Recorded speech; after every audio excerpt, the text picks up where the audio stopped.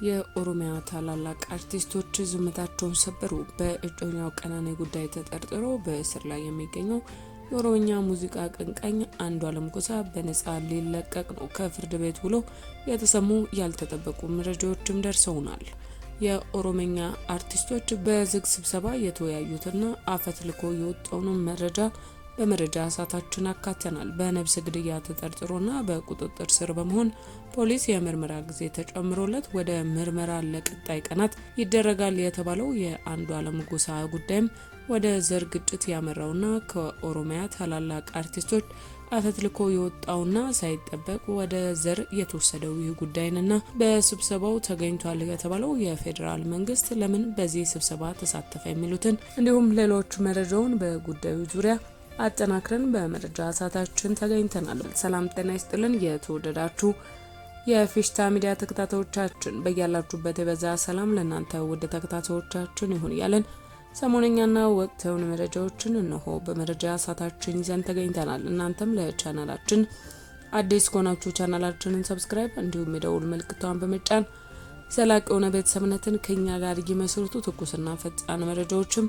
በፍጥነት እንዲደርሱ ያድርጉ ያለን ወደ ዛሬ ቀዳሚ መረጃችን አለፍን። ወደ ዛሬ መረጃችን ስናልፍ የኦሮሞ አርቲስቶች ተጽዕኖ ፈጣሪዎች በአንዱዓለም ጎሳ ጉዳይ ዝምታቸውን ሰበሩ። በትላንትናው ዕለት በኢሊሌ ሆቴል ባረጉት ዝግ ስብሰባ የሚከተሉ ሀሳቦችም ተንጸባርቀዋል። ዝነኛው የኦሮምኛ ዘፋኝ ታደለ ገመቹና ዓለም አቀፍ ጋዜጠኛው ግሩም ጫላ እኛ ኦሮሞዎች ወርቁ ልጃችንን ከተራ ሌቦችና ወንጀለኞች ጋር እንዲታሰር መፍቀድ የለብንም በማለት ለመላው የኦሮሞ ልጆችም ጥሪ አቅርበዋል። የሲጂቲኤን ዓለም አቀፍ ጋዜጠኛ ፕሮግራም ጫላ በአንዱዓለም ጎሳ ላይም የተከፈተው የሚዲያ ዘመቻ የህወሓት አሻንጉሊቶችና የአማራ ሊቃን ፕሮፓጋንዳ ሲሆን አቶ አንዱዓለምን ስም በማጥፋት ኦሮሞን ለማንቋሸሽና አንገት ለማስደፋት የተደረገ ሴራ ነውም ብሏል። በማከልም አርቲስት ልጅ ያሬድ ወንድማችን አንዱዓለም ጎሳን ጉዳዩ በገሃድ ስነ ስርዓት በእርቅ ይፈታል፣ ጉዳዩ የኛ የኦሮሞዎች ነው፣ እኛው እንፈተዋለንም ብሏል። እንዲሁም ጉታ ኬኛ ቢሊሳ ባሱ የሚል ስያሜ የተሰጠው ዘመቻም እንደሚካሄድም ገልጿል። ይህ ማለት በኦሮሞኛ ጀግናችንን ነጻ እናወጣለን ማለትም እንደሆነ ነው የፍቹ ማብራሪያም የተቀመጠው። እንዲሁም ጉታ ኬኛ ቢሊሳ ባሱ የሚል ስያሜ የተሰጠው ዘመቻ እንደሚካሄድም ገልጿል። ይህ ማለትም በኦሮሞኛ ጀግናችንን ነጻ እናወጣለን ማለት እንደሆነም የተቀመጠው። ሆኖም ስብሰባው በመንግስት የጸጥታ ኃይሎች ፍቃድ የላቸውምና ግጭት ቀስቃሽ ነው በማለት እንዲቋረጥም ተደርጓል ነው የተባሉ። የተጋበዙትም ሚዲያዎችም መረጃዎችን እንዳያስተላልፉ ማስጠንቀቂያ ስለመሰጠቱ ተነግሯል። ከዚህ ጋርም ተያይዞ አንዳንዶቹም ከቅርብ ጊዜ ወዲህ በኦሮሚያም ሆን ተብሎ በሚደረግ ግድያዎች በአባ ገዳ ስርዓት እንጨርሳለን የሚል ነገር እየወጣ ነው። ይህ ነገር በዚህ ከቀጠለ የሰው ሞት ቀሎ ሰው መግደል እንደ ባህል እንይዘዋለንም ሲል ከመግለጫው እታች ምልከታቸውንም አስቀምጠዋል። ታዲያ ከዚህ ጋርም ተያይዞ ለሁለተኛ ጊዜ ፍርድ ቤት የቀረበው ድምፃዊ አንዱዓለም ፖሊስ አንዳንድ ምርመራ ውጤቶች ስላልደረሱልኝ ተጨማሪ ቀናት እየሰጠኝ ባለው መሰረት ተጨማሪ 12 ቀናት ተፈቅዶለታል ነው የተባለው። የድምፃዊ አንዱዓለም ጠበቃ በበኩሉ የዋስ መብት ይፈቀድለት ብሎ ቢጠይቅም ፖሊስ ማስረጃዎችን ያጠፋብኛል፣ መፈቀድ የለበትም በማለት ሳይፈቀድለትም ቀርቷል። ታዲያ በሌላኛው ቀጠሮ መጋቢት 29 2017 ዓ.ም ቀጠሮ ተሰጥቷል ነው የተባለው። አርቲስት አንዱዓለም ጎሳ አራዳ በሚገኘው የፌዴራል ፍርድ ቤት ከጠበቃው ጋርም በቀረበበት ወቅት ፖሊስ በተሰጠው 13 ቀናት የምርመራ ጊዜ ውስጥም ያሰባሰበውን ማስረጃ ለችሎት አቀርባለውም ብሏል። ችሎቱም ፖሊስ በጉዳዩ ላይ 13 የሰው ምስክሮች መሰብሰቡን ገልጾ ተጨማሪ መሰብሰብ ያለበት ማስረጃ ስላለ 14 የምርመራ ቀናት እንዲጨመርለት ችሎት መጠየቁን የድምፃዊ ጠበቃ ሊበን አብዲ ለመረጃ ምንጫችንም ገልጿል። እንግዲህ አንዱዓለም የፍርድ ቤት ውሎ ምን እንደሚመስል ልዘግባችሁ፣ እንዲሁም ምን መደረግ እንዳለበት አደራ ለቀነኒ ወንድም ለለማ አዱኛ ይሄን መልእክት አድርሱልኝ። ለማ አዱኛን የምታውቁት ወንድምና እህቶቼ ይሄን መልእክት ለሱ እንዲደርሱ አድርጉልኝ።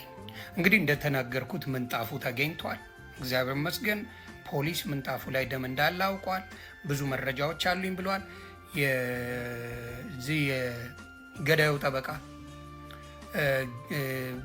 የዋስ መብት ይጠበቅልኝ ያዙ ይልቀቁኝ ሲል ነበረ። ያው ጠበቃ ነው መከፈል ስላለበት ስለ ገንዘቡ እንጂ ስለ ሰው ልጅ ስለ ንጹህ ሴት ደም ምንም አይመስለው እና ምንጣፉ ተገኝቷል። ሌላው ምንድን ነው ለለማ አዱኛ የምታደርሱልኝ ለቀነኒ ወንድም ይሄንን መሴጅ ነው።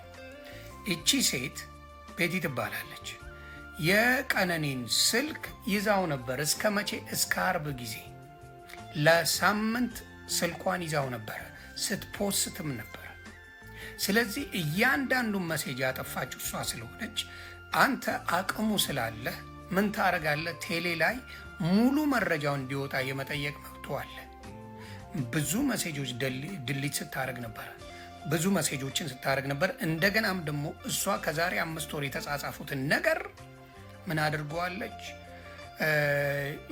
የፖሰቱትን ልጆች ሚዲያ ላይ እንዲለቀቅ ያደረጉትን ምን አድርጋለች? እቺ ሴት እንዲሰደዱ እንዲደበቁ አድርጋለች። ስለዚህ እቺ በኃይለኛው ተጠያቂ ናት። ስለዚህ እቺን ሴት አፈላልጎ ሙሉ መረጃ እንድትሰጥ ማድረግ አለባችሁ። ይሄ ነው ሌላው። ስለዚህ በዚህ ነገር ላይ ዝም የሚባል ነገር የለም።